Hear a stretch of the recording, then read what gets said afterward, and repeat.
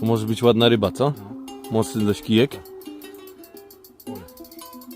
To będzie ładny miętus. Jeśli to miętus, ale chyba miętus. Podnęciliśmy, na dno rzuciliśmy krewety. Patrzcie, jak ryba. O kurde. Uważaj, żebyś się kotwicy. Piękny miętus. Piękny miętus. Piękny miętus. Kurde, to będzie 70+. Będzie 70. Ale miętus. Patrzcie.